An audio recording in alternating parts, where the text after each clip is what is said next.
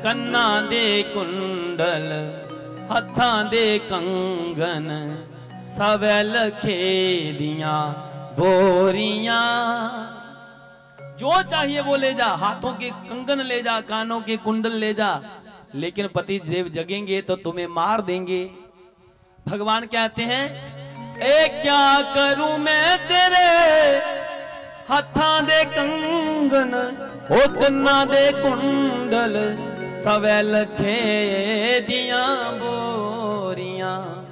ओ माता जशोदे दही बरोले ओ मंगे नागा दियां डोरियां। मेरी मैया जशोदा रोज दधी बरोलती है और जो उसकी डोरी है ना रस्सी वो बड़ी कमजोर पड़ गई है, और मैं तेरे पति देव की ना डोरी बनाऊंगा, मैया जशोदा को दूंगा। इसलिए जगाओ। जब गोपी रानियों को कहा, नाग पत्नियों को कहा, तो नाग पत्नियों ने कहा राम राम राम, भाई ये कैसा बच्चा है, ये नाग की डोरी मांगता है। तब भगवान ने क्या किया, उन रानियों ने कहा, नाग पत्नियों ने, कि हमें भाई इतनी समर्था नहीं, हमें शक्ति नहीं कि कन्हैया इसको उठा सकें, आप स्वयं उठा लो। तो भगवान ने क्या किया, उस कालिया नाग की पूंछ पर अपना पांव धर दिया। जैसे पांव धरा तो कालिया नाग को वो फड़फड़ाने लगा, जैसे किसी ने त्रैलोकी का भार डाल दिया हो।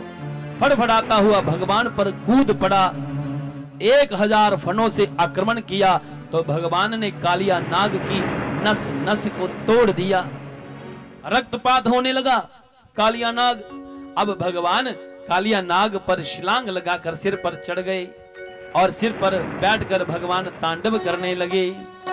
तांडव गति मुंडन पर निरतर बनवारी, फम फम फनन फनन ऊपर नाचत बनवारी।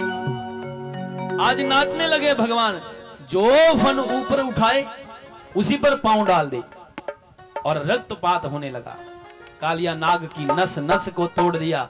भगवान ने कहा, हे कालिया नाग, अगर तुम्हारे लिए रमण द्वीप का निर्माण किया तो समुद्र में जाकर क्यों नहीं रहती? जाओ अपना परिवार लेकर समुद्र में रहो, रमण द्वीप में रहो। कालिया नाग ने हाथ जोड़े, कहने लगे, प्रभु कैसे रहूं? क्यों महाराज, अगर रमण द्वीप में रहूंगा तो मुझे गरुड़ खा जाएगा। ये गरुड़ और कालिया नाग की शत्रुता थी। किस कारण? सुखदेव जी कहते हैं कि हे राजा, एक समय की बात है, गरुड़ की माता का नाम था विनीता देवी, और कालिया नाग की मां का नाम था कद्रू देवी। कद्रू और विनीता में एक बार शर्त लगी कि सूर्य भगवान के जो रथ के घोड़े हैं उनका वर्ण कैसा है, उनका रंग कैसा है। कालिया नाग की मां कहती है कि उसका रंग काला है, और विनीता मैया कहती है गरुड़ की मां कि उनका रंग सफेद है। अगर काला हुआ तो तुझे मेरी दासी बनना पड़ेगा, कालिया नाग की मां कहती है, और गरुड़ की मां कहती है अगर सफेद हुआ तो तुझे मेरी दासी बनना पड़ेगा। ये शर्त लग गई। अब कालिया नाग की मां निराश होकर बैठ गई। इतनी देर में कालिया नाग आया, क्या हुआ मां? ऐसे ऐसे बता दी पूरी कहानी कि अगर सूर्य भगवान के घोड़ों का रंग, रथ के घोड़ों का रंग अगर सफेद हुआ तो मुझे दासी बनना पड़ेगा। कालिया नाग ने कहा, मां वो तो सफेद ही है, अब क्या हो? तो तुम चिंता मत करो, सुबह लेके आ जाना विनीता मां को। जब सुबह विनीता मां को कद्रू लेकर आई तो आज कालिया नाग ने काले काले सर्पों का आवाहन किया, और सारे काले काले सर्प आए और सफेद घोड़ों के साथ लिपट गए। वो सफेद घोड़े भी दूर से काले दिखने लगे। इस छल के कारण विनीता देवी को गरुड़ की मां कद्रू ने अपनी दासी बना लिया। गरुड़ को जब इस बात का समाचार पहुंचा तो श्री गरुड़ श्री नारायण भगवान के पास गए और कहने लगे, हे प्रभु, मेरी मां के साथ छल हुआ है, इसलिए मुझे आप मुझ पर कृपा करें और मुझे आशीर्वचन दें कि मैं सर्पों का वक्षण करूं, सर्पों को खा जाऊं। भगवान ने कहा, तथास्तु। तो अब चुन चुन कर गरुड़ सर्पों को खाने लगे। कालिया नाग ने सोचा, हे भगवान, अब ये मुझे नहीं छोड़ेगा, मुझे खा जाएगा। तब कालिया नाग भागते हुए दौड़ते हुए यमुना में जाकर छिप गए। यमुना में गरुड़ नहीं आता था। क्यों? क्योंकि एक समय शोभरी ऋषि जी यमुना के किनारे स्नान कर रहे थे, भजन कर रहे थे, और गरुड़ आकर यमुना से निकाल निकाल कर जीवों को खाने लगा। तशोवरी ऋषि ने कहा, अरे गरुड़, यह भगवान की तपोभूमि है और तू यहाँ पर जीवों को खाता है, जीवों की हत्या करता है। जाओ, मैं तुम्हें श्राप देता हूं, आज के बाद अगर आप कभी यमुना पर आए तो जलकर भस्म हो जाओगे। इसलिए गरुड़ यमुना पर नहीं आता था। इस बात को जानते थे कालिया नाग, इसलिए वो यमुना में छुप कर रहते थे। यमुना में छिपकर रहते थे और अब भगवान से कहने लगे, प्रभु अगर नमनदीप में जाऊंगा तो गरुड़ मुझे खा नहीं जाएगा। भगवान ने कहा, देख कालिया नाग, अब तेरे सिर पर मेरे चरण चिन्ह हैं और गरुड़ भी देखकर तुम्हें प्रणाम करेगा। गरुड़ भी तुम्हें प्रणाम करेगा, नतमस्तक करेगा। अपना सारा विष समेट कर जाओ, अपनी पत्नियों को लेकर चले जाओ और रमनदीप में जाकर वास करो। और जाते जाते ना ये नील कमल के फूल जितने हैं ना, जाकर कंस को दे देना, कहना आप शिवरात्रि की पूजा करो जितनी करनी है। तो कंस ने कंस के तट पर हजारों लाखों फूल छोड़ दिए और रमनदीप में जाकर कालिया नाग वास करने लगे।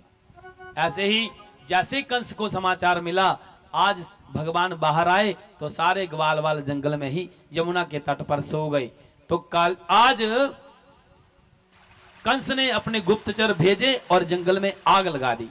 जैसे आग लगी, आग दहकने लगी तो वो ग्वाल बाल रोने लगे, हे ग्वाल बाल, गैया दौड़ने लगी, कन्हैया अब क्या किया जाए, जंगल में आग लग गई। तब कन्हैया ने कहा, आप अग्निदेव का ध्यान करो, अपने नेत्र बंद करो। सबने नेत्र बंद करके जब अग्निदेव का ध्यान किया तो श्री कृष्ण भगवान ने अपनी रसना को बढ़ा दिया, जीवा को बढ़ाकर सारी अग्नि को पी लिया।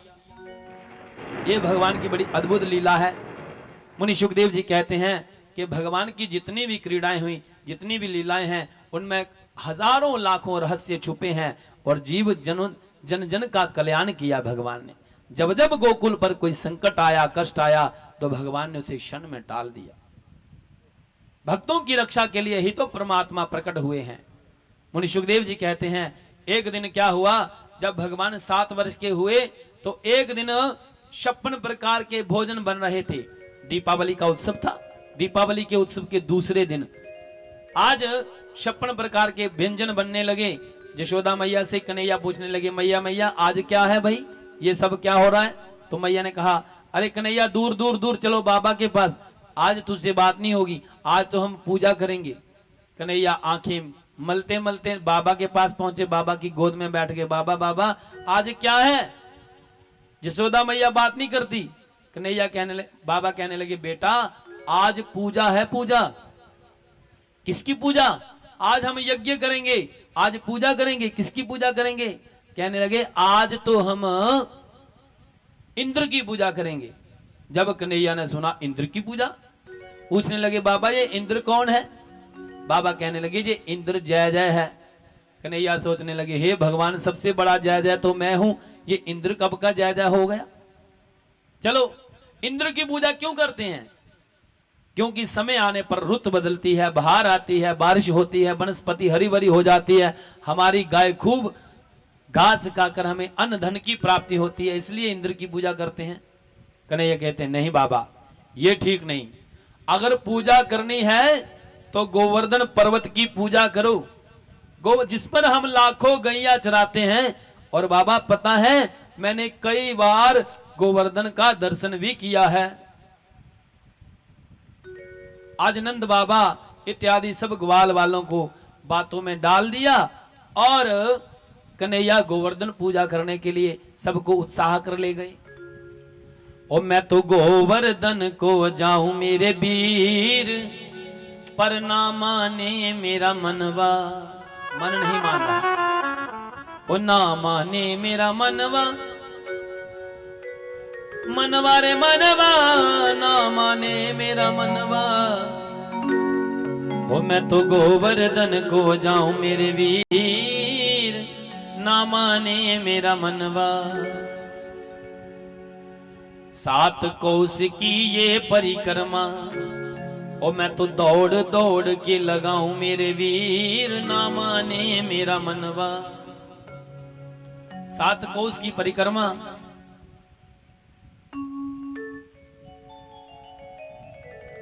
आज गोवर्धन पूजा के लिए सबको ले गए और भगवान स्वयं पूजने लगे और स्वयं ही गोवर्धन पर्वत से प्रकट होकर स्वयं भोग स्वीकार करने लगे। ये भगवान की बड़ी अद्भुत क्रीड़ा है, अद्भुत लीला है। भगवान ने गोवर्धन पूजा की। आज सारे ग्वालवाल बड़े प्रसन्न हुए। कन्हैया पहली बार आज गोवर्धन का पूजन किया और गोवर्धन भगवान का दर्शन भी हुआ। कन्हैया बड़े खुश हुए। चलो देखा, मैंने कहा था ना कि गोवर्धन भगवान स्वयं परमात्मा है। अपने अपने घरों को ग्वालवाल चले गए। आज इंद्र विचार करने लगा कि इन्हीं दिनों में मेरा पूजा होती थी, यज्ञ होता था, पता नहीं ब्रजवासियों ने किया कि नहीं किया। आज जैसे ही इस बात का समाचार इंद्र को पहुंचा, नारद ने कहा, अरे इंद्र, तुझे कौन पूज रहा है? आजकल तो ब्रजवासी पत्थर को पूज लेते हैं, पत्थर को पूजते हैं। उन्होंने गोवर्धन पर्वत की पूजा की है। इंद्र को जैसे ही इस बात का समाचार पहुंचा तो इंद्र को क्रोध आया। इतना क्रोध किया इंद्र ने कि प्रलय कालीन बादलों को बुला लिया, वरुण देव को बुला लिया और कहा, जाओ जाओ जाकर ब्रज में इतना वर्षो कि वो ब्रज जल मग्न हो जाए। प्रलय कालीन बादलों को भेज दिया। आज इतनी घमासान बारिश होने लगी, बादल गरजने लगे। और जब गोकुल पर संकट आया, वो गाय तड़पने लगी, ग्वालवाल दौड़ने लगे, बाबा बाबा बाबा, अरे हमने इंद्र को रुष्ट कर दिया, इंद्र अब हमें मार देगा। इतनी मूसलाधार घमासान बारिश होगी तो ब्रज तो डूब जाएगा। बाबा ने कहा, चिंता मत करो, आप चिंता ना करो। जिस गोवर्धन पर्वत की हमने पूजा की है ना, वही हमारी रक्षा करेगा। कन्हैया आज सब ग्वाल वालों को लेकर गोवर्धन पर्वत के पास पहुंचे और देखते ही देखते भगवान ने गोवर्धन पर्वत को अपनी कनिष्ठिका उंगली पर धारण कर लिया। बोले गिरिराज महाराज की।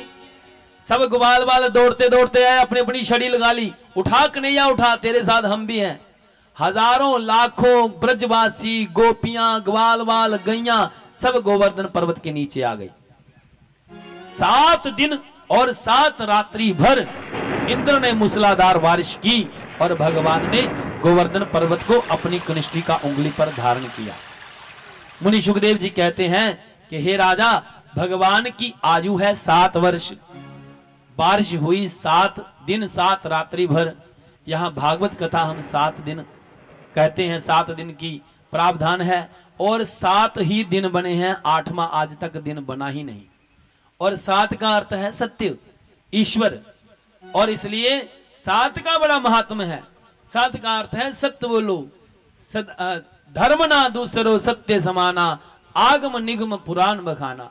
इसलिए जो सत्य का आचरण करता है, 7 दिन विधि से कथा सुन लेता है, वो जन्म मरण के बंधन से मुक्त हो जाता है। बोलो राधे राधे। इंद्र का मान मर्दन। अब इंद्र ने जो मूसलाधार बारिश की ना, तो भगवान ने सबकी रक्षा सुरक्षा की। अब इंद्र देखने के लिए आया, इंद्र देखने के लिए आया कि वो ब्रज तो डूब गया होगा, जलमग्न हो गया होगा, चलो देख आते हैं। लेकिन जैसे देखने आया तो क्या देखा, वहां पर गाय के चरणों से धूल उड़ रही थी। राजा परीक्षित ने कहा, गुरुदेव ये बात समझ में नहीं आई।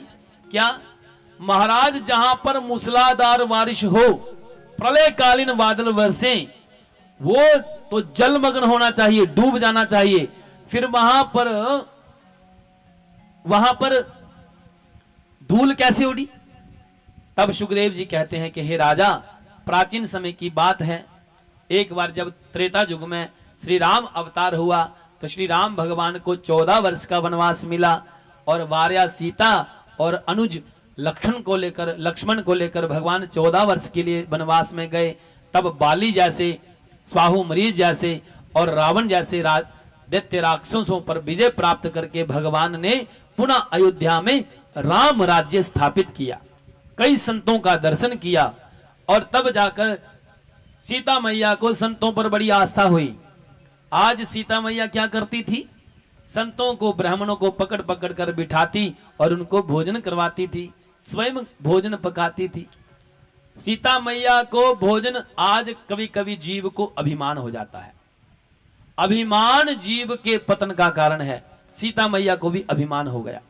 देखो, अभिमान किसी प्रकार का हो सकता है, अपनी सुंदरता का, अपने पुत्रों का, अपने धन का, अपने घर का, किसी प्रकार की वैभव का, धन लक्ष्मी का, किसी प्रकार का अभिमान हो सकता है, लेकिन अभिमान जीव के पतन का कारण होता है।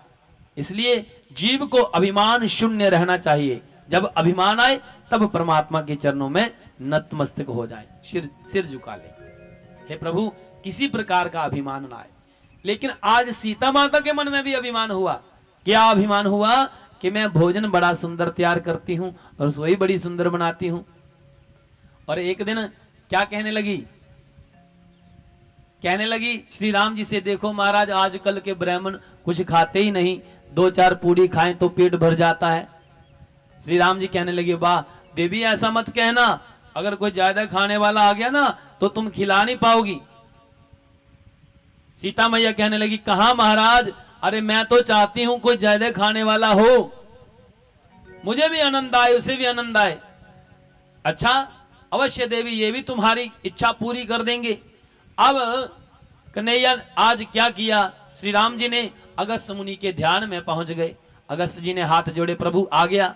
तो श्री राम जी कहने लगे, आ गया नहीं, निवेदन है कल का भोजन सुबह का मेरे घर करना।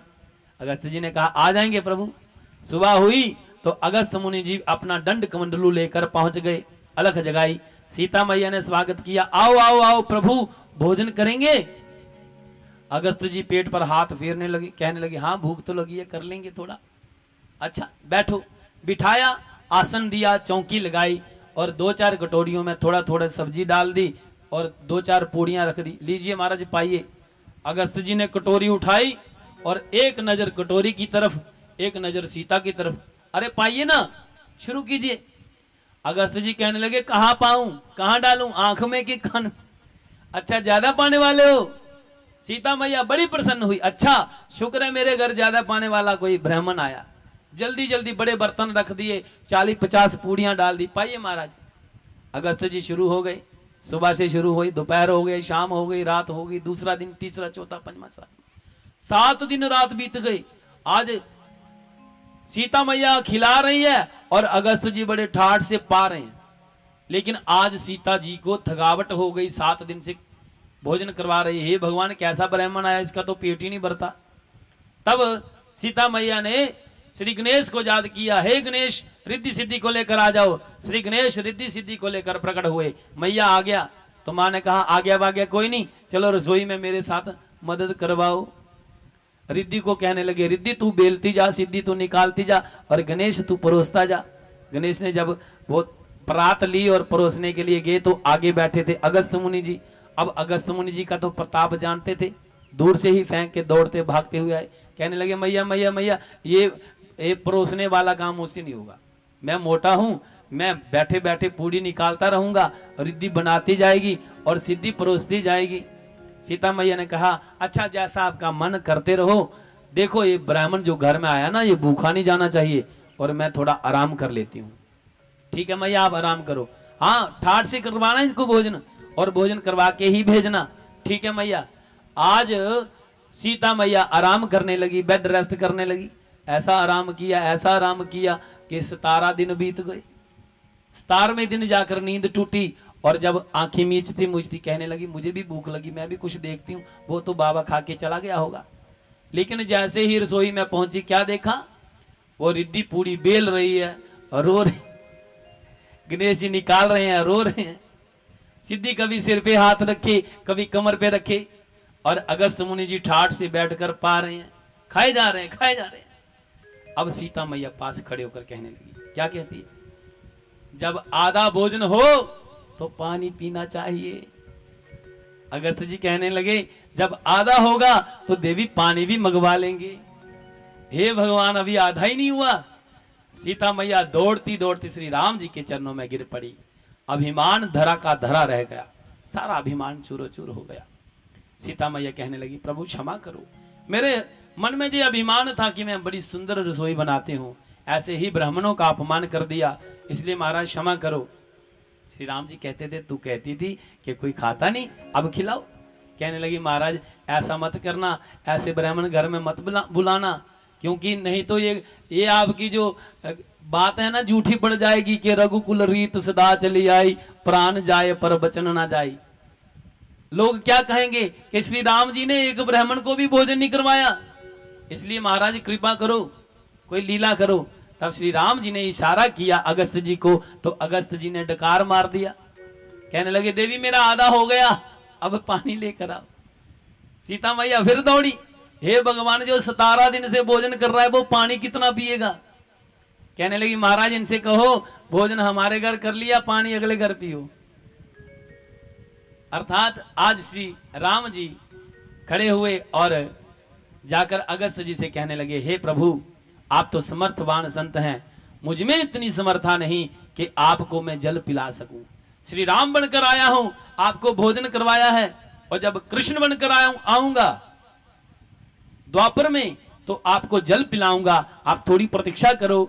तो अगस्त जी ने कहा कोई बात नहीं, अरे महाराज द्वापर कौन सा दूर है, एक समाधि लगाऊंगा तो द्वापर युग आ जाएगा। आज अगस्त जी वो द्वापर युग का इंतजार करने लगे, और जब इंद्र ने मूसलाधार बारिश की, प्रलयकालीन बादल वर्षे, तो भगवान ने अपना सुदर्शन चक्र छोड़ दिया। सुदर्शन चक्र की नोक से सारा का सारा जल वो प्रणाला बन गया, और यहाँ अगस्त जी को इशारा किया प्रभु आपका उद्धार देना है, जितना पीना पी लो। अगस्त जी ने भी शंबा लगाया और पूरा का पूरा पी गए। इसलिए ब्रज में धूल उठती थी। बड़ी अद्भुत भगवान की लीला है। इंद्र का भगवान ने मान मर्दन किया। आज भगवान ने ऐसी मधुर मधुर बंसी बजाई, ऐसी बंसी बजाई कि मानो बंसी की एक एक तान एक एक गोपी का नाम उच्चारण कर रही है। आज जीव और ईश्वर का मिलन हुआ, तब गोपियों ने मां कात्यायनी की पूजा की। आगे बड़ी सुंदर प्रसंग है भगवान का। गोपियों ने मन ही मन श्री कृष्ण भगवान को अपना पति मान लिया, और तब जाकर गोपियों ने कात्यायनी मां की पूजा की और कात्यायनी मां से वरदान मांगने लगी। कात्यायनी महामाय महायोगिनी दीश्वरी नंद गोप सुतम देवी पति में कुरुते नमः। हे मां कात्यायनी, हे मां भगवती पार्वती, हम पर इतना कृपा करो कि जो नंद के पुत्र हैं श्री कृष्ण भगवान वो हमें पति रूप में प्राप्त हो जाएं। तब कात्यायनी मां ने कृपा करके कहा देवियों जाओ, आपकी मंशा पूर्ण होगी, शब्द पूर्णिमा की रात्रि को भगवान आपको पति रूप में प्राप्त हो जाएंगे। आज गोपियां शब्द पूर्णिमा की रात्रि का इंतजार करने लगी। ये गोपी किसे कहते हैं, बड़ा सुंदर दशम स्कंद में ये भागवत में रास का अद्भुत प्रसंग है। रास भागवत के 5 प्राण माने गए हैं, और 5 अध्यायी श्रीमद् भागवत में रास का बड़ा अद्भुत प्रसंग है, जिसमें श्री बांके बिहारी का प्रकट्य होता है। आज जीव और ईश्वर का मिलन है। गोपी शब्द का अर्थ कोई नारी नहीं। गो मैंने इंद्रिय और पी मैंने पीना। प्रत्येक इंद्रिय से जो गोविंद का रसपान करे वो गोपी है। बोलो राधे राधे। आज इक्का दुक्का नहीं, जब शरद पूर्णिमा आई तो भगवान निधि वन में जाकर जब बंसी बजाने लगे तो हजारों गोपियां झुंड के झुंड आने लगी, और भगवान आज गोपियों का स्वागत करते हैं।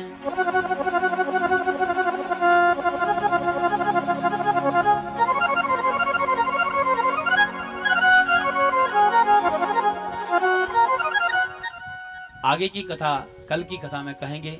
अब रास का एक भजन कहेंगे और उसके बाद सीधा आरती की ओर चलेंगे। के रास रचो है, भगवान गोपियों के साथ क्रीड़ा करते हैं, रास रचाते हैं। जीव और ईश्वर का मिलन हुआ है। इसी भजन के साथ फिर आरती करेंगे।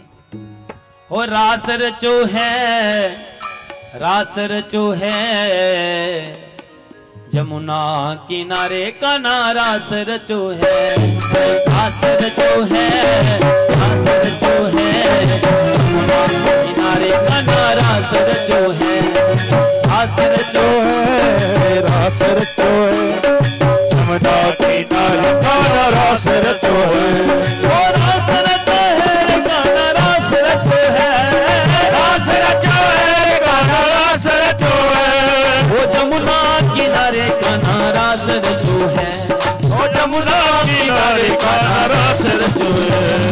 रास रचो है, रास रचो है, जमुना किनारे का नारास रचो है। रास रचो है, रास रचो है, यमुना किनारे काला रास रथ है।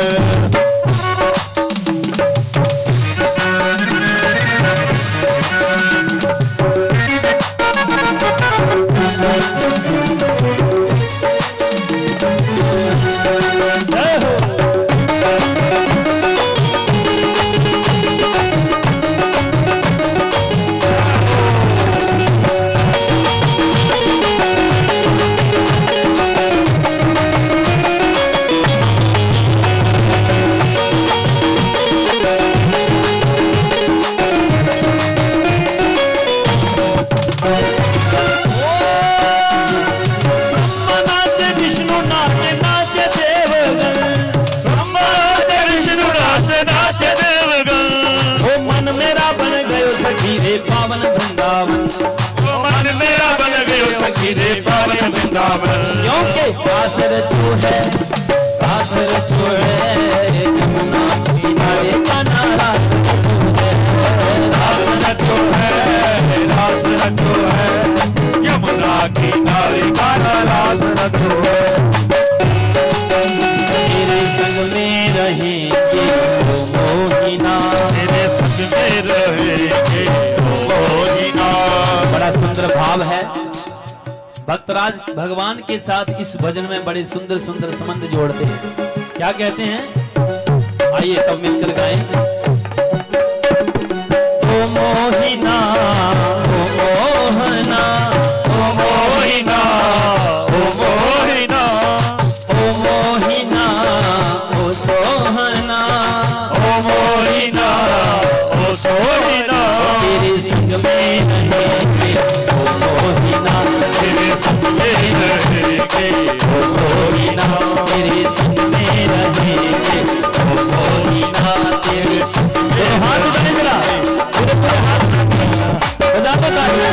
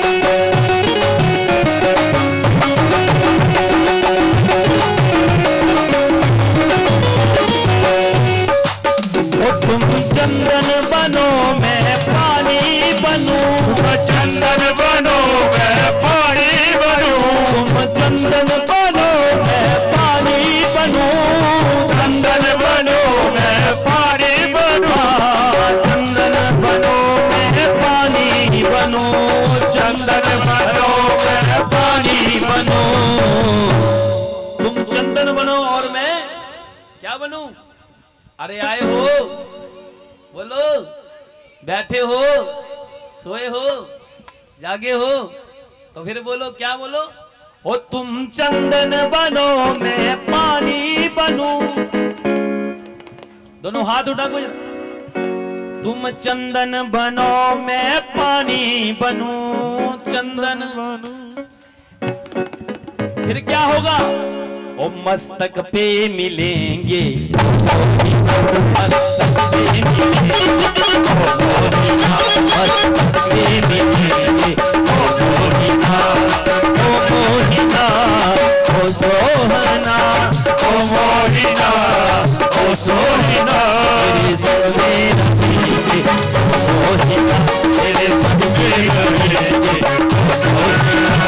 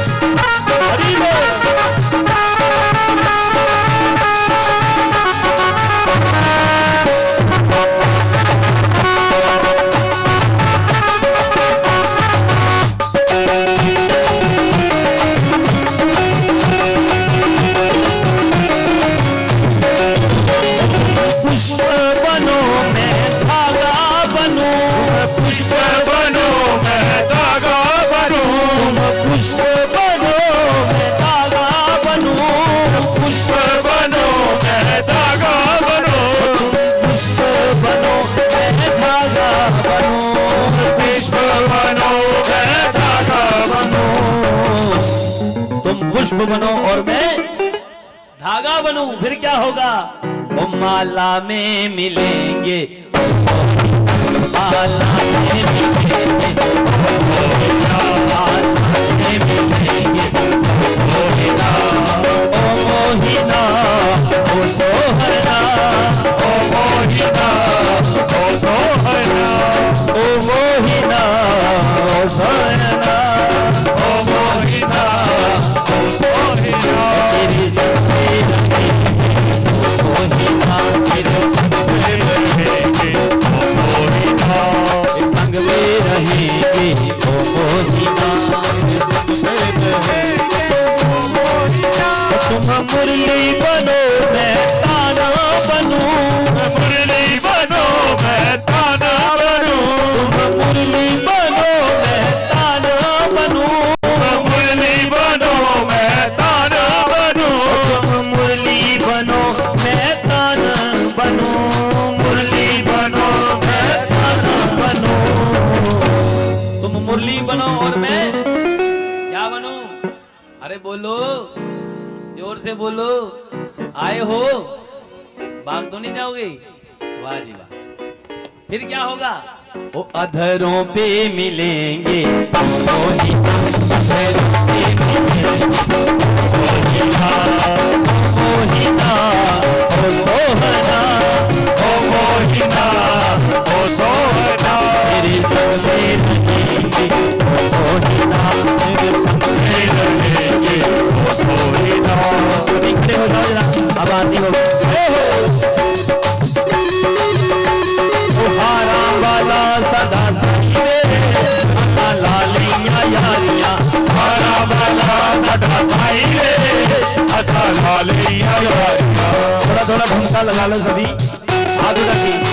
ओ हारा वाला सदा साईं रे, असा लालिया यारिया, हारा वाला सदा साईं रे, असा लालिया यारिया। ओ लालिया यारिया जग तो ने यारिया, लालिया यारिया जग तो ने यारिया, ओ लालिया यारिया जग तो ने यारिया, ओ लालिया यारिया जग तो ने यारिया। ओ मुरली वाला सदा साईं रे, असा लालिया यारिया, मुरली वाला सदा साईं रे, असा लालिया यारिया, सदा साईं रे, असा लालिया यारिया।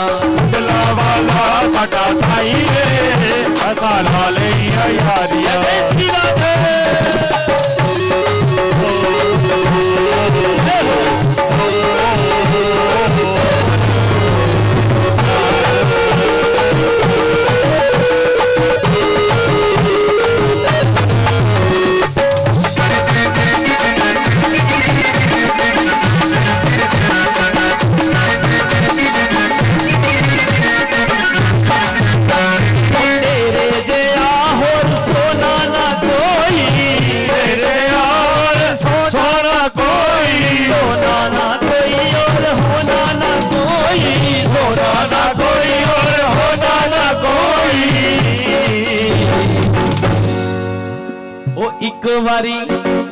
एक बारी कर आएंगे, हरी हरे सजे आएंगे, असा लालिया यारिया। वाला सदा साईं रे, असा लालिया यारिया। डला वाला सदा साईं रे, असा लालिया यारिया।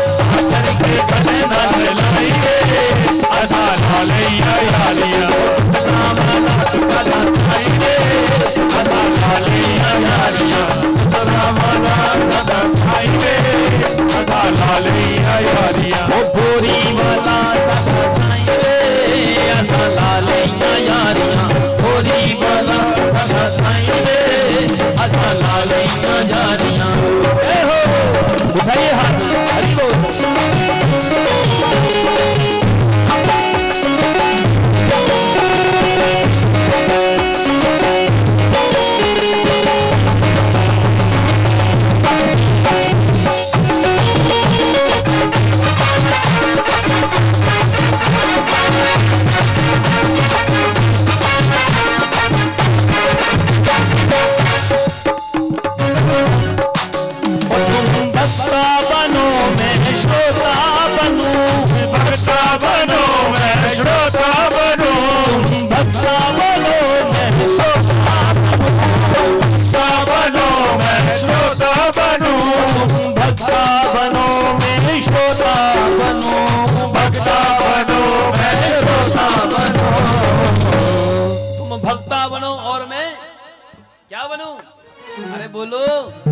श्रोता बनूं तो फिर क्या होगा ओ भागवत में मिलेंगे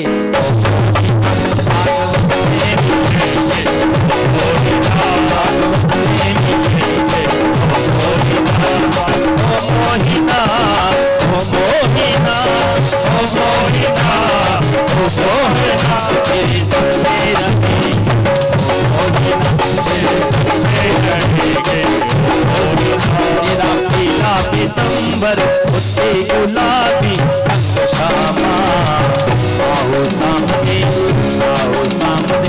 ऐसे नरुस के लंका पीतांबर उससे गुलाबी श्यामा आओ सामने ऐसे नरुस के लंका श्यामा हो श्यामा हो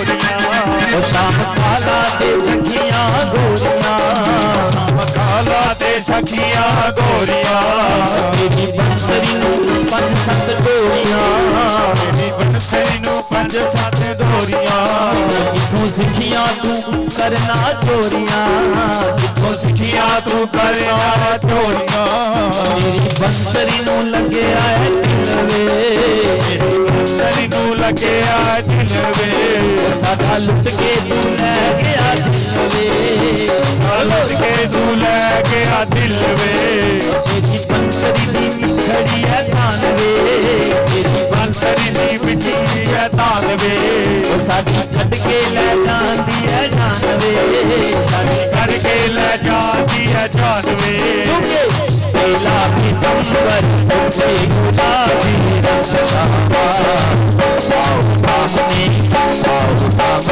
ऐसे नरुस के लंका पहला पीतंबर उससे गुलाबी रंग श्यामा आओ सामने ऐसे नरुस के लंका ऐसे नरुस के लंका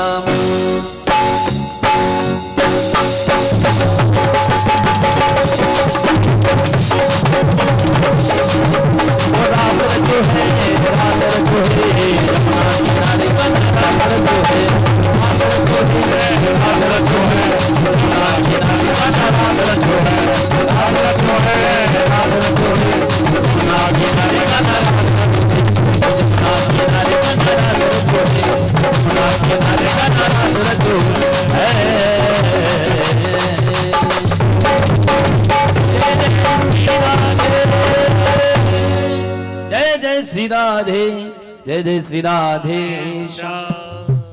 आइए आरती पापियों को पाप से है आरती पापियों को पाप से है आरती श्री भागवत भगवान की आरती पापियों को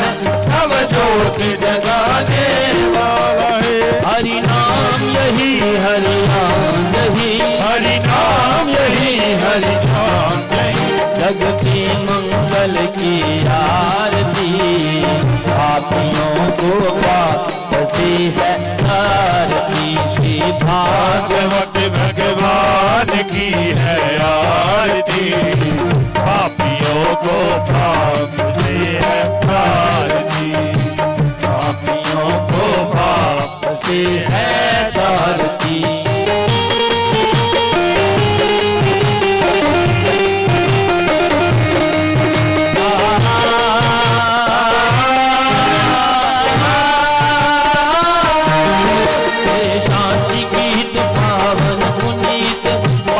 को मिटाने वाला हरि दर्श कराने वाला है हरि दर्श कराने वाला शांति गीत पावन पुनीत पापों को मिटाने वाला हरि दर्श कराने वाला है हरि दर्श कराने वाला है ये सुख करनी ये दुख हरनी ये सुख करनी ये दुख हरनी श्री मधुसूदन की आरती पापियों को पाप से है तारती भागवत भगवान की है आरती पापियों को पाप से है तारती पापियों को पाप से है तारती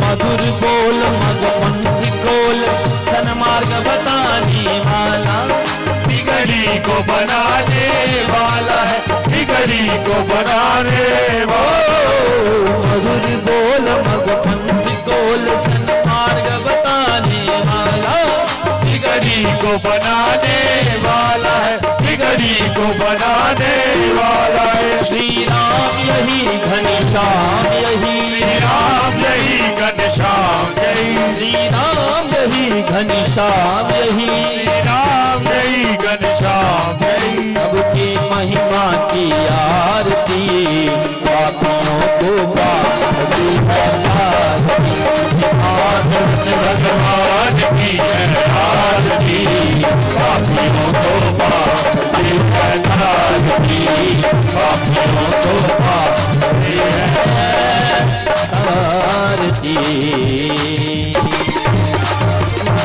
तमेव माता पिता तमेव तमेव बन्धु सखा तमेव तमेव विद्या कविनं तमेव तमेव सर्वं मम देव देव हे मुरारी मधुकेतव हारे गोविंद गोपाल हे वासुदेव ज्ञानंबर देहि शरणंबर देहि विद्यावर देहि भगवन नमस्तुते गोपाल मेरी यही प्रार्थना है बोलो न कभी भी नाम तुम्हारा निष्काम होके दिन रात गाऊं गोविंद गाऊं हर मात वेदी हे कृष्ण हे या तब हे सखेती गोविंद गाऊं हर मात वेदी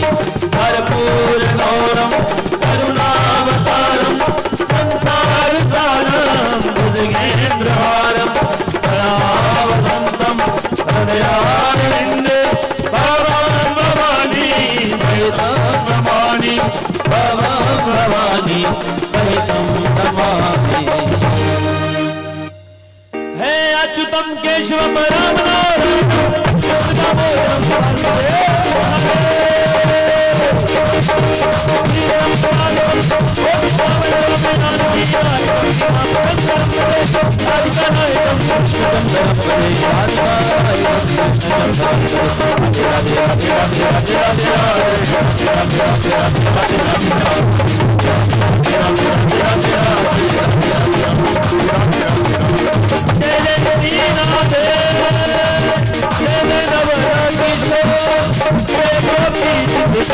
प्रभु